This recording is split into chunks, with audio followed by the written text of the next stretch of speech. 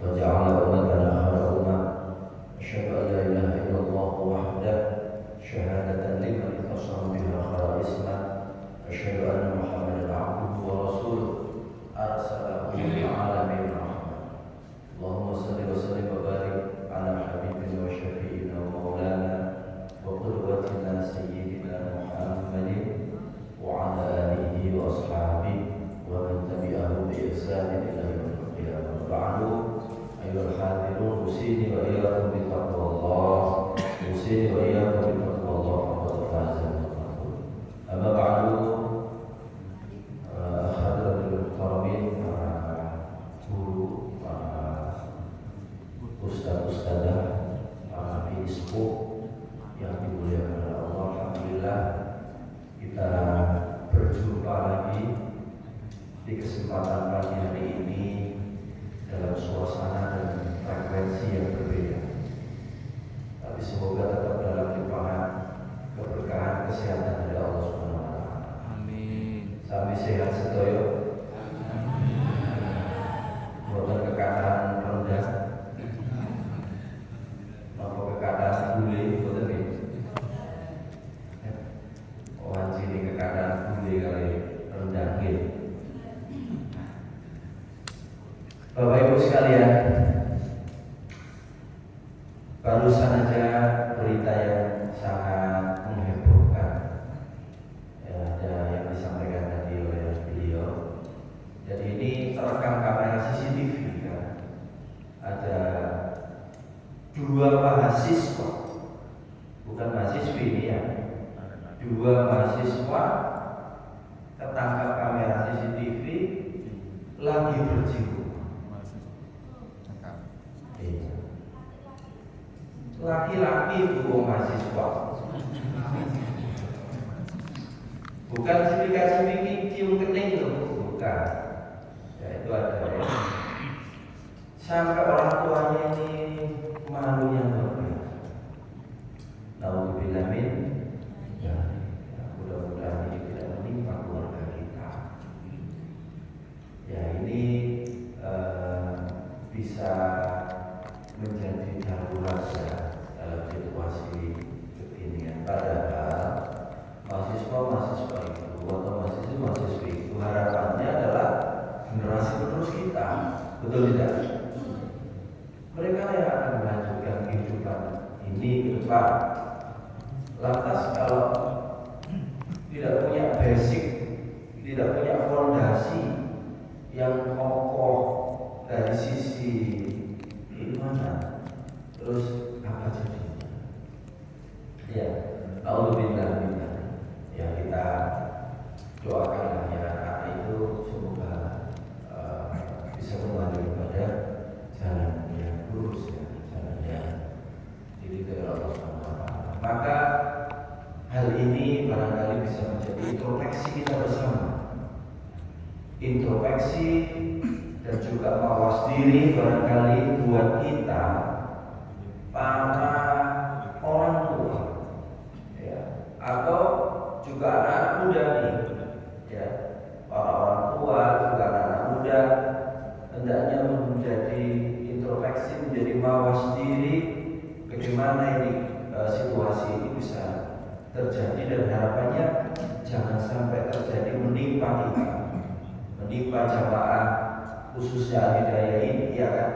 Kemudian tetangga ke kanan kiri kita menjadi juga benteng-benteng penjaga situasi-situasi yang tidak baik ya, yang ada di masyarakat kita. Maka judul yang diberikan ke saya oleh beliau ini anak soleh, program jangka panjang bukan kebetulan. Masyarakat muslimin rahimahullah, kalau kita simak di dalam Al-Quran, kedudukan anak itu ada 5 ini. Materi ini sambung di laptopnya beliau. Jadi nanti dengan nyuwun sehat marongin sama beliau. Kalau ini menjadi materi yang baik ya. Kalau nanti setelah penyampaian ini perlu diedit, ya monggo saja. Ya. Satu, anak itu sebagai amanah. Ya, di dalam surat At-Tahrim, A'udzubillahi minasyaitonirrajim, ya ayyuhalladzina amanu qu anfusakum wa ahlikum nara. Nah, ini perintah qu anfusakum. Kumnya itu sebetulnya mukhatab lil jamak rijal. Itu adalah seruan untuk laki-laki, para ayah, para bapak. Jagalah keluargamu, dirimu dan keluargamu dari api neraka. Jadi perintah ini adalah perintah untuk bapak yang utama ini. Walaupun khitab lil rijal itu khitab lil mar'ah. Ya, kalau ada seruan di dalam Al-Quran itu untuk laki-laki, itu juga sesungguhnya perintah juga untuk perempuan. Nah, tapi yang utama ini titik tekannya ini adalah memang laki-laki, para ayah. Lek dongo kepengen dapat diparingi keturunan duwe anak ya, maka ayah atau calon ayah itu siap ini memikul tanggung jawab, menjaga dirinya, berikut juga keluarganya dari api neraka. Siap ini para bapak ya? Siap bapak ya? Iya, ini bukan soal keyakinan saja ya. Ini soal juga tindakan yang harus dikerjakan. Ya, bukan sekedar ini. Ya semoga aku doa Ustaz. Gak bisa ini doa saja gak bisa. Ya nanti ada hal-hal yang kita bisa kerjakan. Yang kedua adalah anak itu sebagai qurrata a'yun, yang ini sekaligus menjadi doa yang senantiasa boleh kita panjatkan kapan saja. Ya, tidak harus saat sholat 5 waktu, tidak harus. Ini bisa dipanjatkan saat kapan saja. Sementara di satu sisi doa orang tua itu adalah salah satu dari 3 doa yang paling mustajab. Salah satu da'watin la turad, ada 3 doa yang tidak tertolak. Satu, da'watul walidi liwaladi, doa orang tua kepada anak-anaknya. Itu doa yang la turad, tidak tertolak. Makanya hati-hati. Kadang-kadang kan tiang sepuluh itu gumus sekali anak ini. Gumus karo anak ini, bu bapak anak itu biasa rotok megene hati lah. Ya anak itu rotok megene hati. Terus waktu omongan saya aneh-aneh. Kok tapi kadang-kadang begini. Ada. Oh anjir ini kowe iki anak sapa wae iki? Lha anak sapa kok lali dhewe bapak iki duwe. Anjir ini kon tak dongakno. Wah itu hati-hati orang tua. Ya, karena itu doanya. Salah satu doanya itu begini, walladzina yaquluna rabbana hab lana min ladunka rahmah. Rabbana min ladunka hab lana min azwajina wa dhurriyyatina qurrata a'yun waj'alna lil muttaqina imama. Nah, ini doa yang boleh terus kita panjatkan agar anak kita menjadi penyejuan. Yang ketiga, ternyata anak kita itu juga bisa menjadi fitnah atau ujian atau cobaan.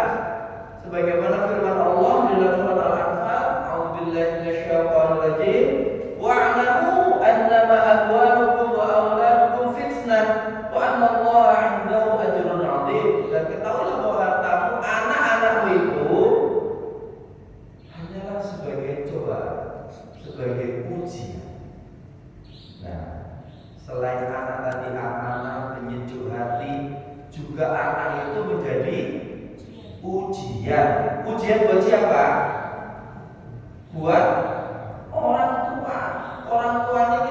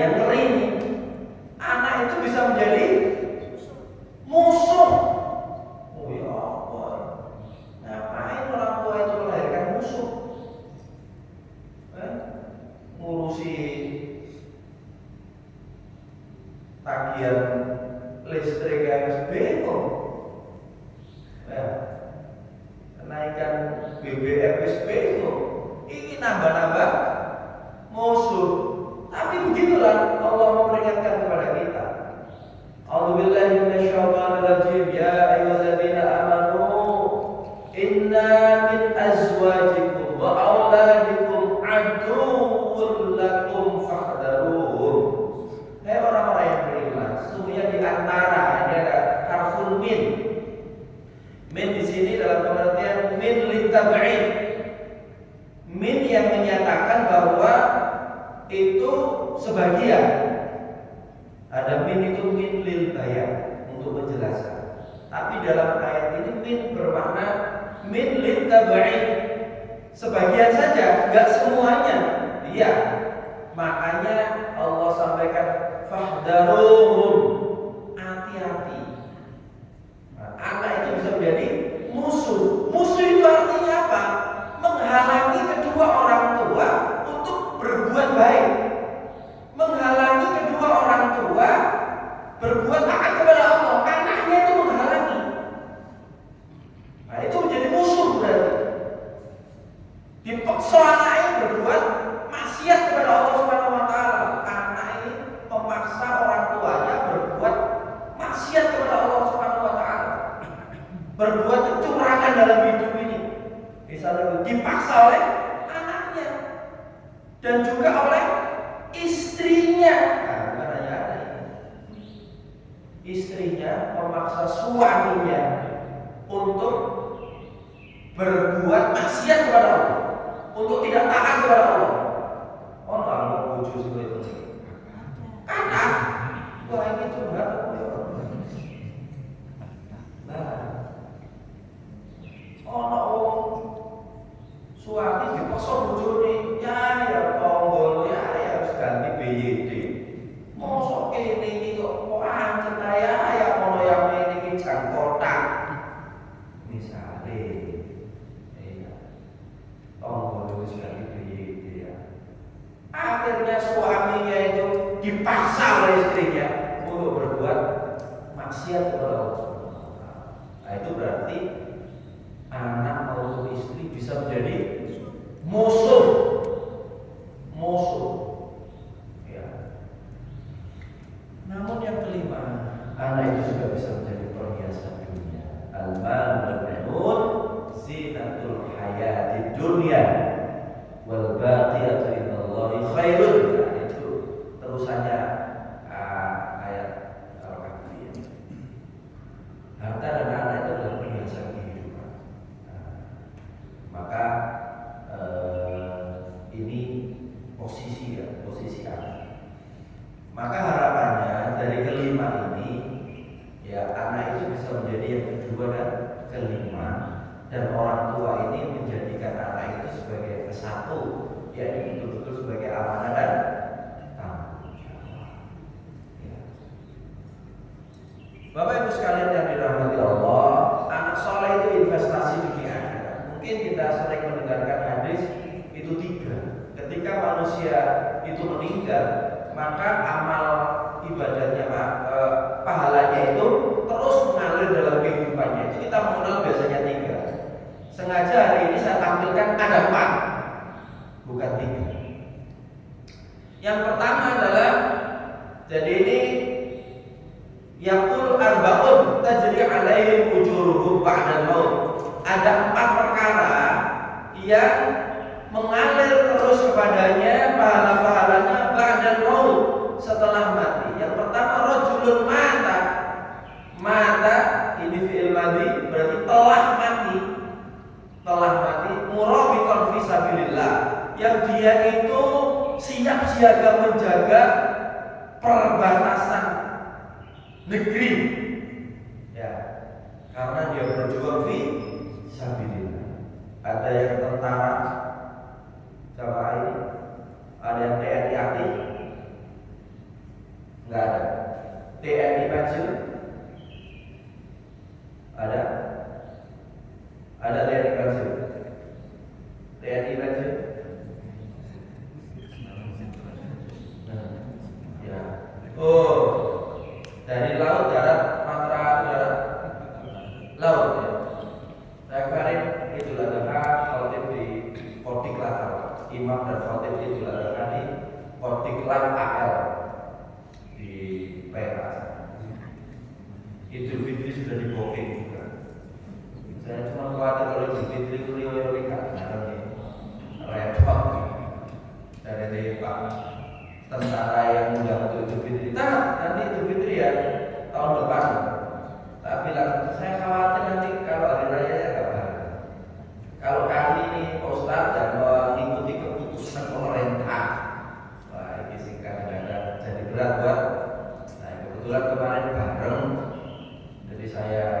akhirnya bersedia untuk menjadi imam dan khatib Idul Adha di Kotiklah. Ini sebetulnya ayat untuk tentara. Hadis ini, hadis yang pertama ini adalah privilege untuk tentara.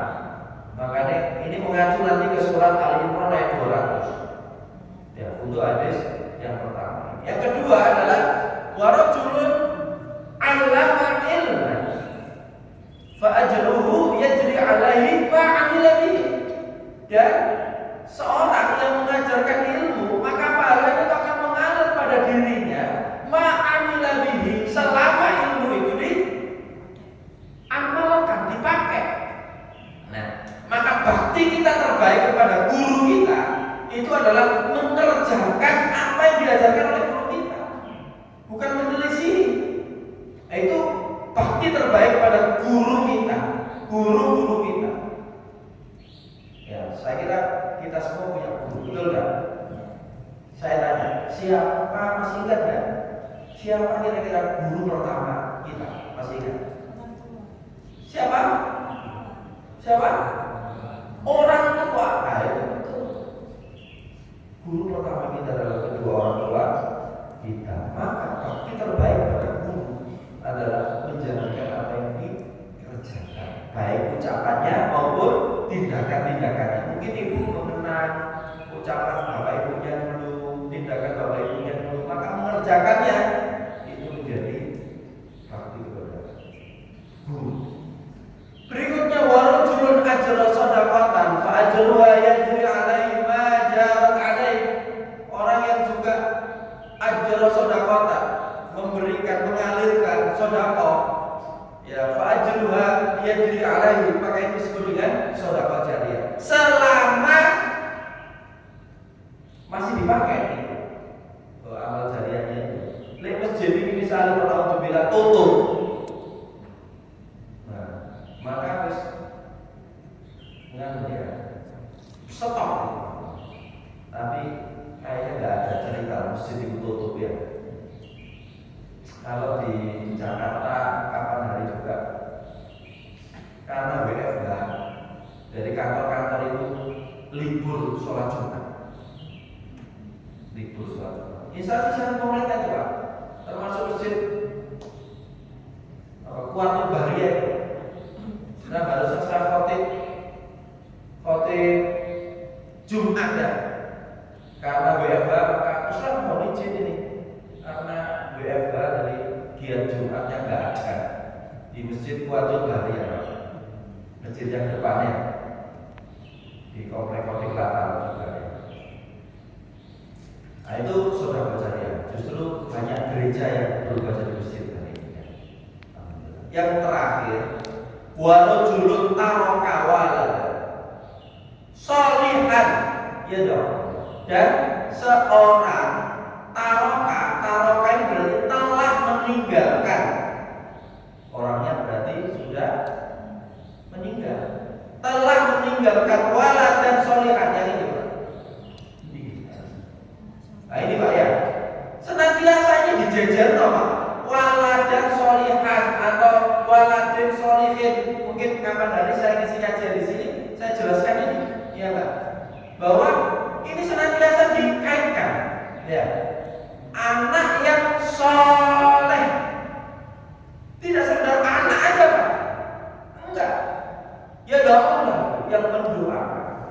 Maka anak ini harus, kalau ingin menjadi investasi di akhirat, ya, maka orang tua ini punya tanggung jawab agar anaknya menjadi anak yang soleh. Ya, jangan pernah berharap panen kalau kita tidak pernah nanam. Kita bagaimana mungkin orang itu ingin panen tapi nggak pernah nanam? Berarti tanggungan itu tombol sih gitu. Kita harus nanam, anak kita ini harus kita. Nah ini anak yang Bapak Ibu semua pengen anaknya soleh-soleh kan?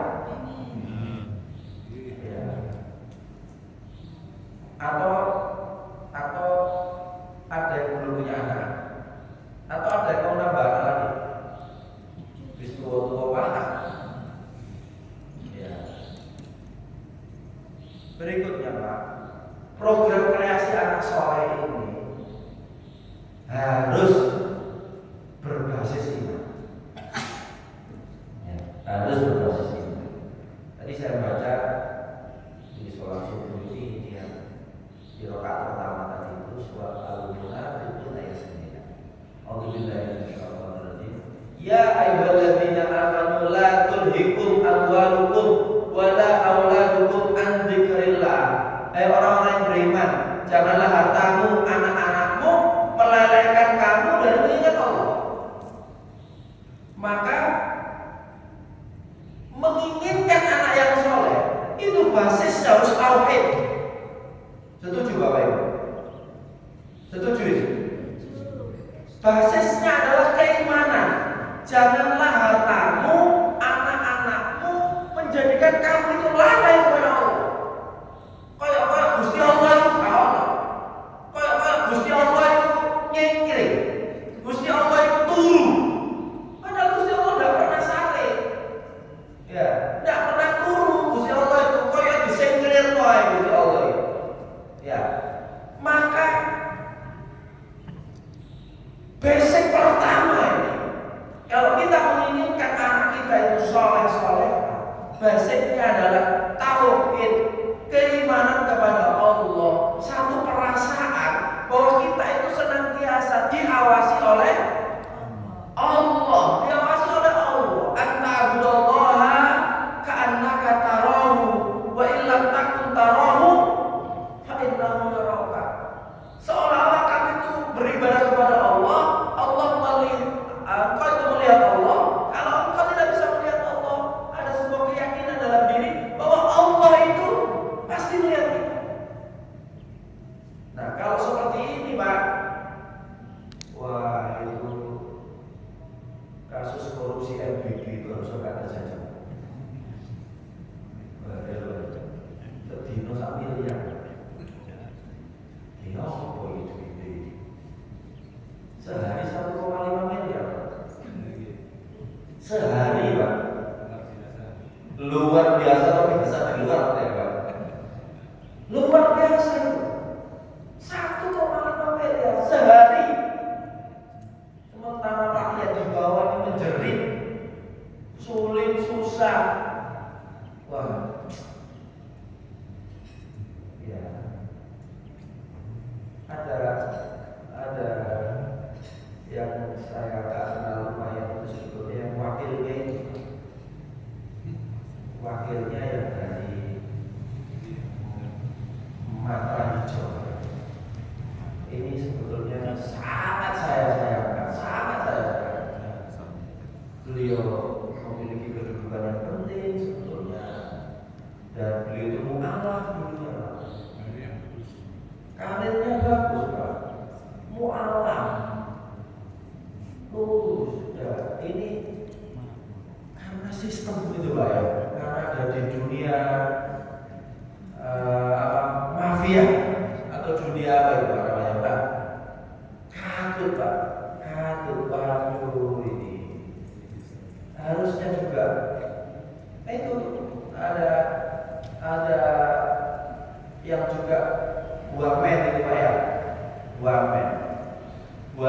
Saya baca di berita itu, stafnya itu yang di bagian imigrasi itu Pak, stafnya itu 1 pekan Pak, yang dibawa pulang tiap hari Jumat nih, yang dia pulang itu 100 juta. Pendapatan lain-lain tiap hari Jumat 100. Kalau tadi MBG tiap hari 1,5 M. Wah ini pertanyaan ini, boleh nggak orang Muslim itu kaya? Kaya raya boleh? Boleh Pak, asal halal. Nah gitu kan ya, boleh, silakan. Ya, kita menjadi Muslim yang kaya itu justru menjadi al-mu'minul qawi, orang mukmin yang kuat. Tapi ambil yang halal saja. Suatu saat Khalifah Umar bin Khattab itu kepada rumput, yang pada rumput itu adalah tanahnya tanah negara. Tanah negara.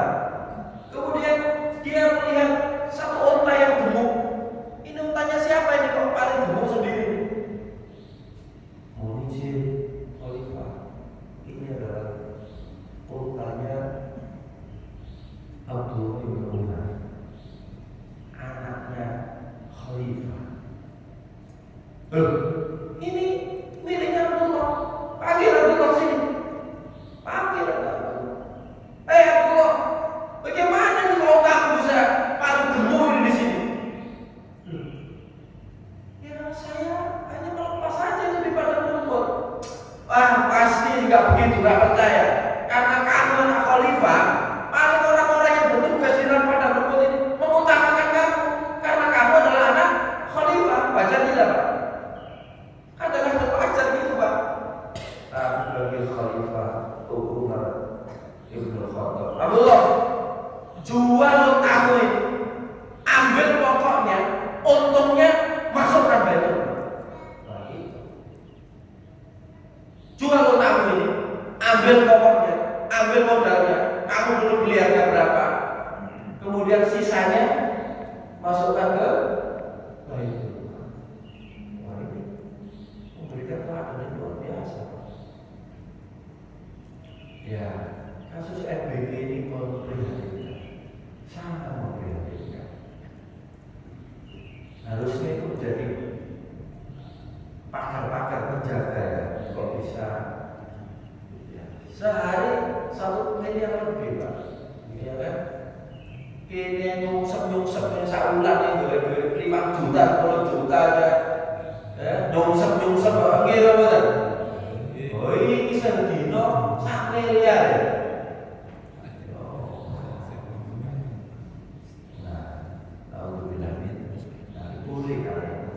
Jadi basic untuk anak yang soleh, basicnya kayak mana? Basicnya adalah tauhid. Ini yang utama ini. Ya, kita mendidik anaknya adalah bagian dari amanah dan kita kembalikan ini nanti kepada Allah, maka basicnya adalah tauhid. Nah, beberapa tantangan hari ini, nah ini yang saya tulis Pak ya. Ada istilah digital inundation. Digital inundation. Inundation itu artinya banjir digital. Mau nggak mau, ada gawai, ada gadget itu.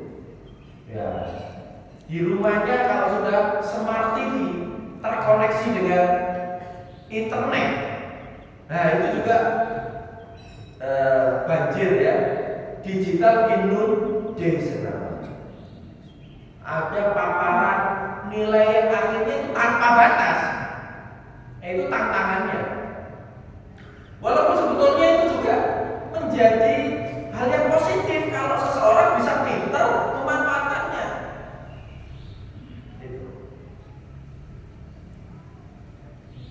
Yang kedua, krisis figur teladan.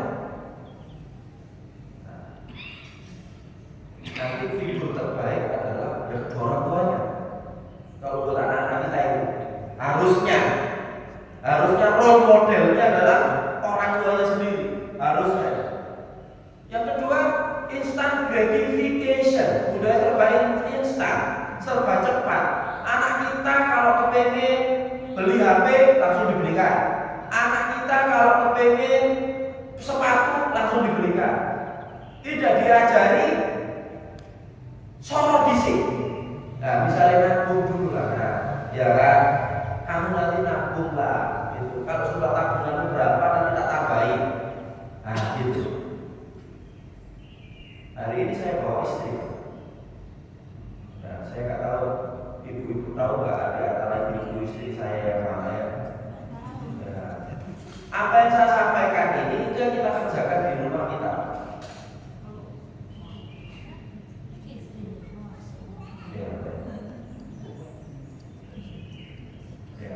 Anak-anak hari ini saya juga heran apakah semua anak ya.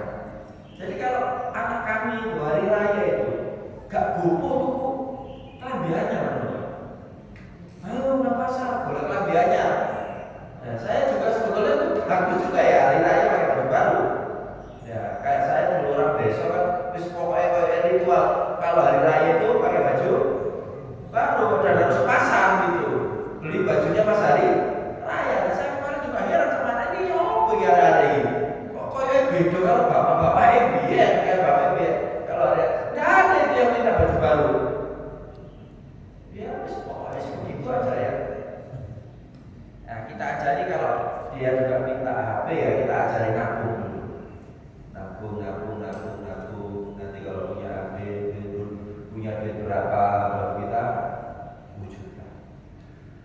Berikutnya lingkungan sosial yang bergeser ke ranah maya.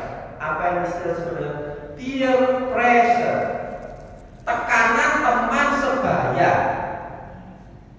Nah, ada istilah FOMO,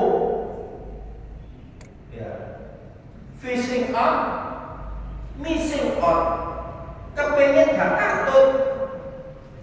Era teman sebayanya balapan liar, melok-melok.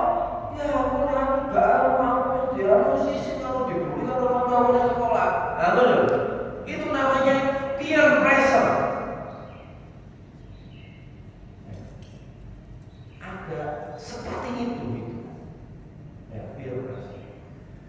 Kemudian yang kelima, keterbatasan waktu dan kualitas kebersamaan antara presensi atau absensi.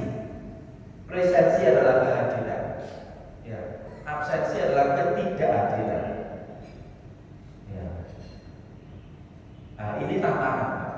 Jadi orang tua hari ini mungkin sibuk dengan kegiatan mencari maisha, mencari nafkah.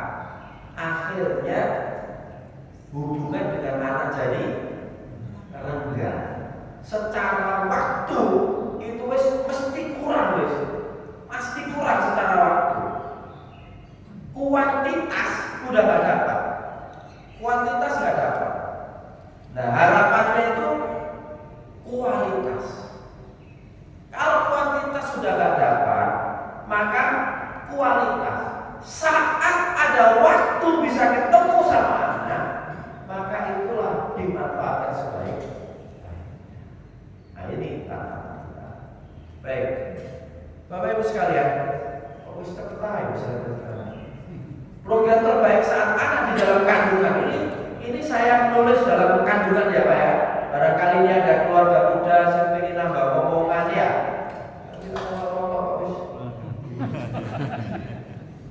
Pensiun siapa ini? Pak Bri kan buri bukan ya? Pak Bri itu siapa? Pak Bri mana? Ya, tapi ini boleh barangkali buat menantunya, buat anaknya nanti ya. Program terbaik saat anak di dalam kandungan adalah kesolehan yang kokoh dari kedua orang tuanya. Ini kuncinya. Orang tuanya harus menjaga kesolehannya. Kalau kepengen melahirkan putra putri nanti yang soleh, soleha, maka dicetak oleh orang tuanya sejak anaknya masih dalam kandungan. Dengan apa? Memperkokoh kesolehan kedua orang tuanya. Nah, ini kata kunci. Dengan apa? Nah, itu ya ada di sini ya. Membiasakan membaca Al-Quran, merutinkan doa-doa pilihan. Rabbana hab lana min azwajina wa dzurriyyatina qurrata a'yun waj'alna lil muttaqina imama. Rabbi ij'alni muqimas shalah wa min dzurriyyati rabbana wa taqabbal du'a. Ya. Rabbi habli min ladunka dzurriyyatan thayyibah innaka sami'ud du'a. Nah, ini doa-doa yang bisa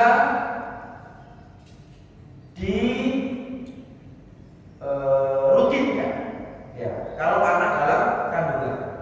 Kalau di luar kandungan apa ya boleh ya. Kemudian menjaga sholat fardu dan menghidupkan sholat sunnah. Nah, ini untuk menjaga kesolehan yang pokok buat kedua orang tuanya. Memberikan asupan nutrisi yang halal saja dan baik. Halal itu ada dua Pak, halal itu. Halal li ainihi, zatnya itu halal. Yang kedua adalah halal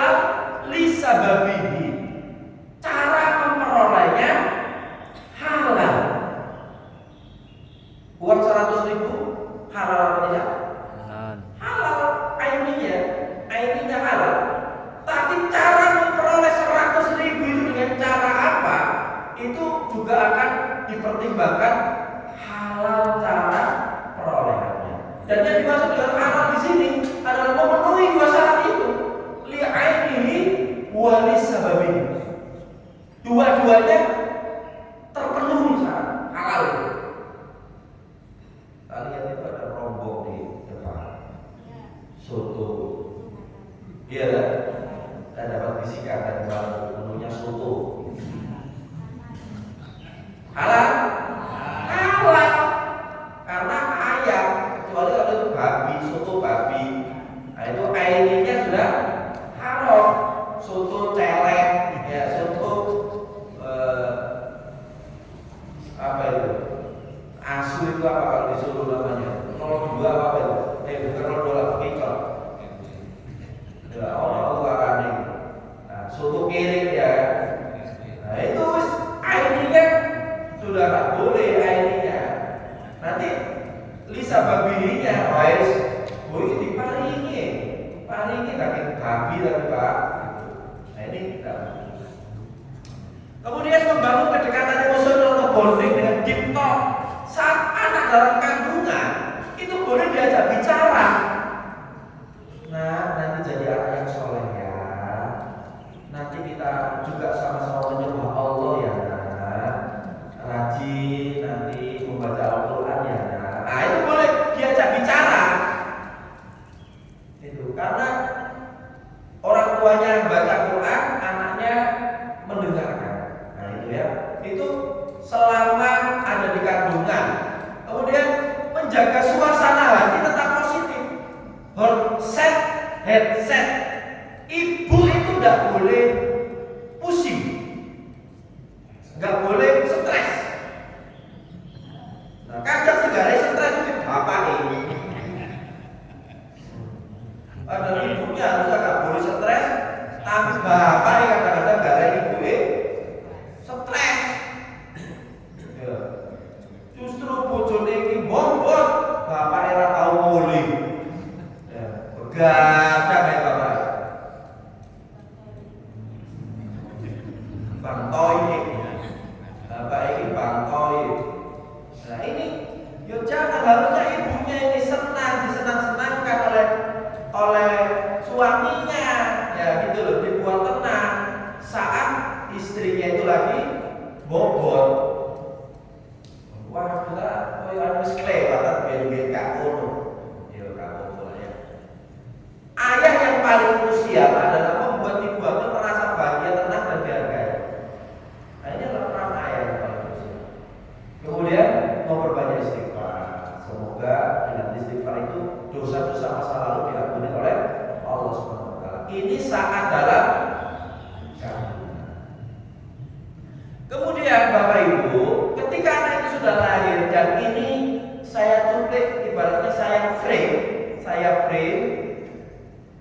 Biasanya hari ini itu muncul masalah-masalah yang tadi itu karena komunikasi antara orang tua dengan anak itu tidak berjalan efektif, tidak berjalan dengan baik. Maka basisnya adalah harus dengan qaulan layyin, lemah lembut. Kata Allah di dalam Ali Imran 159, fa bima rahmatin minallahi linta, maka disebabkan rahmat dari Allah kamu berlaku lemah lembut terhadap mereka. Walau kunta faddan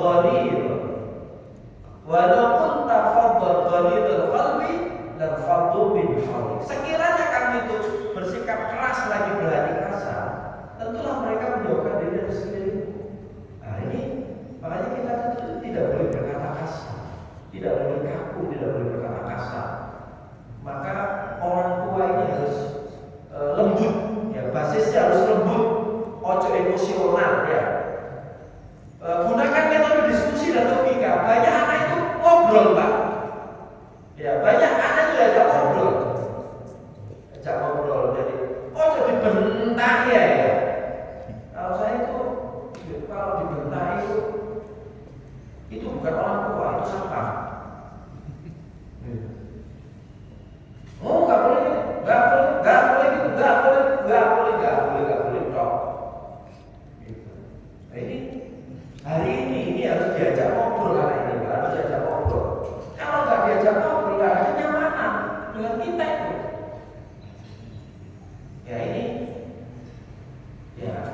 saya sampaikan ke istri saya, itu ada pertanyaan kepada saya, Ustaz, bagaimana itu kok si anak saya itu kok bisa jadi begitu itu ya di Malang itu ya.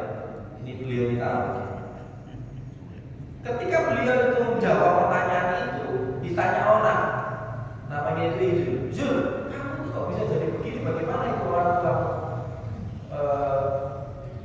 didiknya? Katanya Izul, jawabnya itu adalah karena saya sering diajak ngobrol sama ayah. Sering diajak ngobrol sama ayah. Anak saya di Malang, Pak. Ya, kalau saya ke Malang di warung kopi tak panggil, ayo kita ngopi bareng. Nah gitu, ngopi bareng. Kebetulan anak saya juga kursus barista, peracik kopi, ngeracik aja. Nah, karena kalau saya lagi di rumah berdiri di rumah dia suruh buatkan. Ya, sekali-kali kita gawe kopi ala barista. Mau kopi itu kok budaya ya. Nah, ini sekali-kali kan pas dia di rumah kopi ala barista. Kemudian aktif mendengar. Nah, kita dengarkan dulu lah, Pak. Anak kita kalau kita keluh kesah itu dengarkan dulu, dengarkan. Lama-lama dikeluh kesah terus divalidasi. Oh iya, saya juga bisa merasakan kamu lagi kecewa, begini dan begitu. Nah, itu namanya mendapat validasi dari kita dulu. Jadi mosok gitu aja kok gak bisa zamani ayah itu gini ya ayah. Sekarang itu sudah lain. Ya, sudah lain. Selipkan kisah atau hikmah. Nah, ini pentingnya Bapak ini tetap harus dongeng. Bapak itu tetap harus dongeng. Ada dongengnya itu. Dibacakan dongeng-dongeng apalah. Makanya perlu banyak banyak referensi cerita-cerita. Nah, referensi cerita-cerita. Baca, bapak-bapak kan sudah mungkin wis pensiun ya, atau kalau aktif kerja ya. Selipkan waktu untuk membaca cerita-cerita hikmah, kemudian diceritakan ke anak. Kalau ada peristiwa dalam kehidupan sehari-hari kita bergaul baik di kantor, di masyarakat, ceritakan kepada anak kita untuk ambil hikmahnya. Kemudian komunikasi lewat tindakan. Nah, keteladanan ini nanti maksudnya ya. Daripada kita itu memerintahkan banyak kata, ayo ngaji. Itu lebih bagus kita itu baca Quran di depannya. Itu. Daripada kita perintahkan ngaji loh. Nah, itu lebih bagus kita tuh ngambil tindakan wis nang ngaji. Nah, itu maksudnya komunikasi lewat tindakan. Nah, ini contoh metode dialog yang dicontohkan oleh Nabiullah Ibrahim alaihi salam. Falamma balagha ma'ahu sya'ya qala ya bunayya inni ara fil manam anni adbahuka fanzur madza tara. Qala ya abati if'al ma tu'mar satajiduni insyaallah minas sabirin. Ini adalah contoh.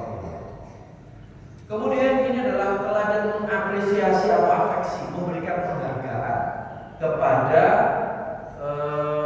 anak kita. Anak kita itu perlu dihargai, ya, diapresiasi. Habis ujian, ya, dimasak-masakan spesial di rumah itu oleh uminya atau bundanya. Kamu habis ujian, semoga sukses ini. Hari ini tak masakan spesial. Kamu pengen apa? Pengen mie goreng. Nah, biasa dilarang ya mie goreng. Ya, pengen mie goreng pun, ya buatkan. Pengen nasi goreng pun, ya buatkan. Nah, itu perlu diapresiasi. Kalau sudah merasa sudah berjuang, gitu, relaksasi sebentar lah. Nah, gitu ya. Nah, itu di saya sendiri ya bertemu anak-anak itu jarang karena dari pondok semua. Nah, kalau pas di rumah itu ya pengen quality time lah ibaratnya gitulah. Kalau di rumah ya kita ajak ngobrol, kita ada di ruang keluarga, ruang teras, ruang gazebo,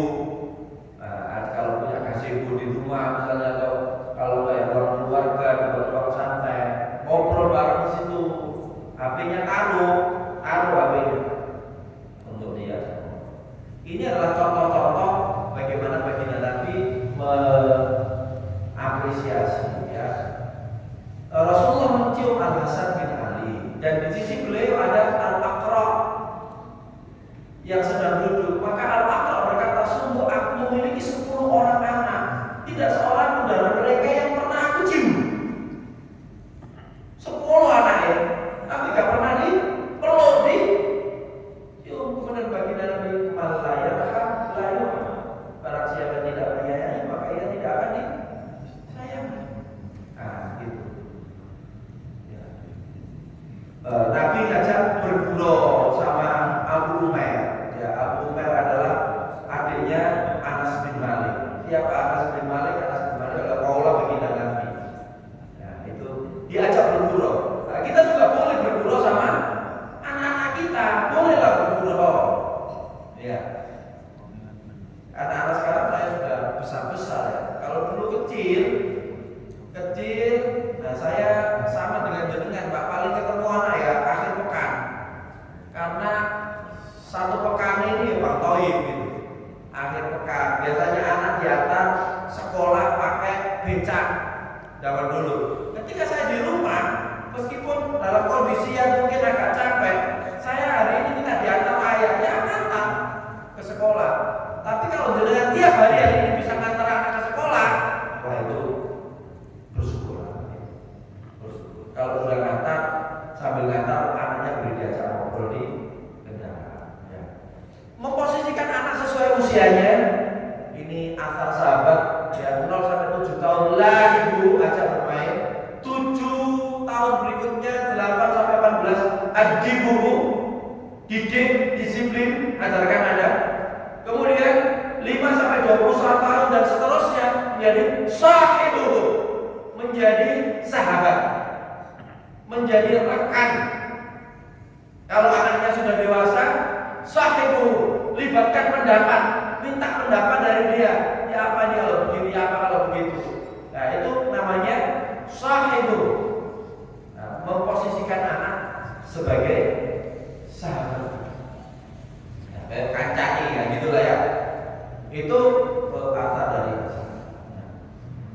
kemudian agar kita juga dekat secara emosional dengan anak, terapkan waktu bebas HP, nggak ada HP.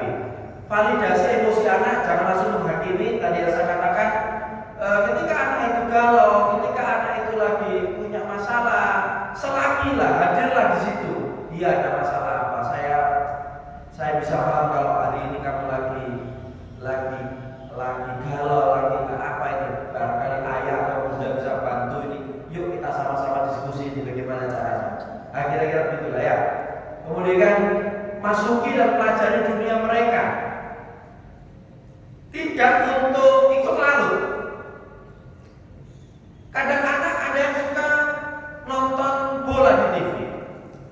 Ya, paling tidak kita orang tua ini pahamlah siapa itu Luis Enrique. Ya, siapa itu Ronaldo, itu apa Ronaldo? Ya kan? Siapa itu Arteta, ya kan? Ya kayak gitu-gitu aja, walaupun nggak nonton, kan saya nggak nonton. Tapi kalau saya diajak komentar tentang final champion misalnya, ya nyambung aja, untuk nyambung aja itu maksudnya, untuk nyambung aja, itu maksudnya gitu. Ya kemudian one on one date. Nah ini tak terjemahkan jagongan khusus. One on one date.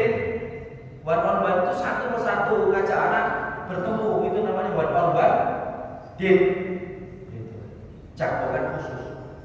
Kemudian budayakan apresiasi dan afeksi secara terbuka tadi itu. Anaknya dikasih apresiasi, dipuji, dirangkul, ya itu kayak gitu-gitulah. Nah itu biar dia merasakan kehadiran kita. Nah ini cara-caranya. Semuanya ini dalam basic iman. Soalnya ini yang terakhir. Semuanya ini perlu kesabaran dan keteladanan. Pendidikan terbaik adalah keteladanan. daripada berulang kali dulu ayo mengaji, cobalah langsung mengambil Al-Quran dan mengaji di samping anak-anak. Ketika mereka melihat orang tuanya cinta ibadah, berbicara santun, mereka akan meniru getaran kesalehan tersebut secara alami. Nah, ini yang paling penting. Kemudian ya sabar menghadapi orang tua, anak ya harus sabar. Apalagi orang tua, jangan keluar kata-kata yang khawatir kata-kata itu dijawab oleh Allah, yang kata-kata itu kasar-kasar. Walaupun dulu itu ada bisa ulama yang memang oleh ibunya agar dia terusir dari rumahnya, kamu pergi aja ke Mekah biar kamu jadi ulama itu. Nah, kalau seperti itu kan jadi sumber kan menguntungkan. Sama itu sudah ya Imam Masjidil Haram. Nah, kalau seperti itu ya itu bagus itu ya. Maka hati-hati kalau orang tua lagi marah, jangan keluar kata-katanya. Barangkali ini tips-tips yang bisa kita lakukan untuk memprogram anak kita ini menjadi anak yang soleh, solihah. Yang utama adalah kita sebagai orang tua hari ini bisa memberikan keteladanan yang baik agar mereka itu bisa mendapatkan getaran kesolehan kita ya, dan Allah memudahkan dia untuk menjadi putra putri yang soleh. Wallahu a'lam.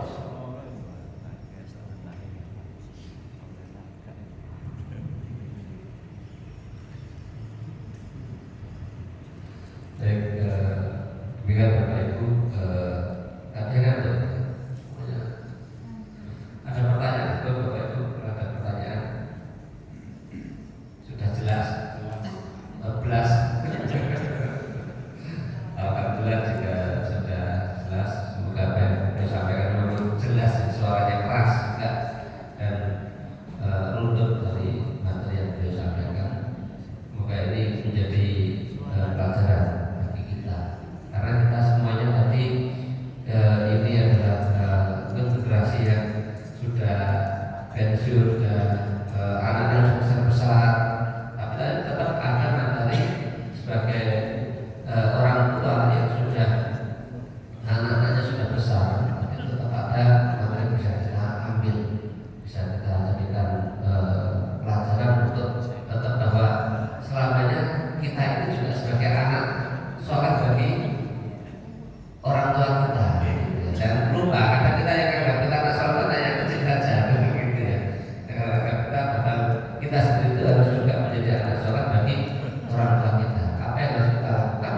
Ya bagaimana melakukan amal-amal sholat yang itu mendatangkan ridha Allah Subhanahu Wa Taala, dan tidak lupa, tidak lupa senantiasa mendoakan kedua orang tua kita.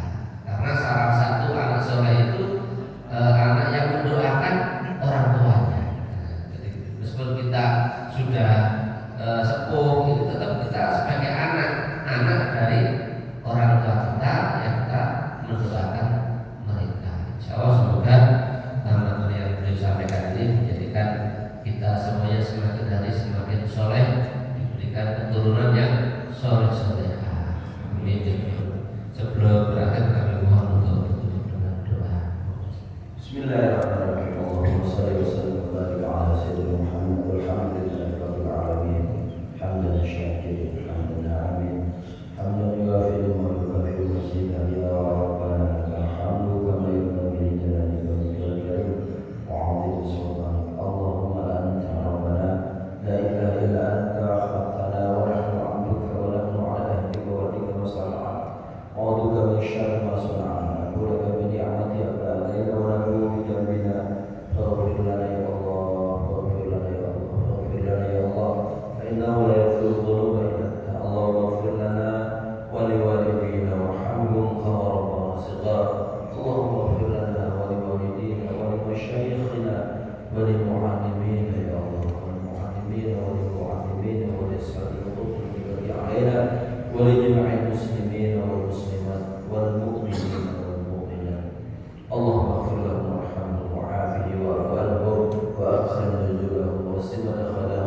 واجعل الجنة مسواه واغسلهم بالماء من الثلج والبرد وادخلهم بالجنة وعظهم من عذاب القبر وعذاب النار. اللهم اجعل قبرهم روضة من رياض الجنان ولا تجعل قبرهم كفرة من كفرة النيران برحمتك يا أرحم الراحمين. اللهم ظلمنا أنفسنا فإن لم تغفر لنا وترحمنا لنكونن من الخاسرين. اللهم هب لنا من أزواجنا وذرياتنا قرة أعين واجعلنا للمتقين إماما. اللهم اجعلنا وأولادنا وأزواجنا وذرياتنا وأهلنا حارسا آمنا للإسلام ومن أهل الدين وأهل الخير ولا تجعلنا وإياهم من أهل الشر والظاهر. اللهم انفعنا بما علمتنا وعلمنا الذين ينفعون وزدنا علما والحمد لله على كل حال. اللهم حبب إلينا الإيمان وجعله في قلوبنا وكره إلينا الكفر والفسوق والعصيان واجعلنا من الراشدين واجعلنا من المخلصين واجعلنا من الصالحين.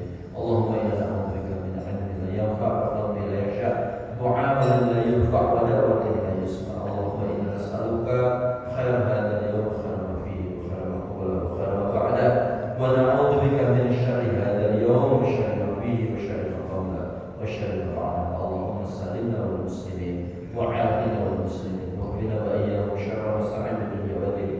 اللهم ارفع عنا الغلاء والوباء والبلاء والفحش والمنكر والربا والزنا والفتن والزلازل والريح ما ظهر منها وما بطن عن بلدنا هذا خاصة عن بلدنا إندونيسيا هذا خاصة عن بلد المسلمين عامة برحمتك يا أرحم الراحمين. ربنا آتنا في الدنيا حسنة وفي الآخرة حسنة وقنا عذاب النار وادخلنا الجنة مع الأبرار يا عزيز يا غفار يا رب العالمين. وصلى الله على سيدنا محمد وعلى آله وصحبه وسلم. سبحان ربك رب العزة عما يصفون وسلام على المرسلين والحمد لله رب العالمين. بسر رب الأسرار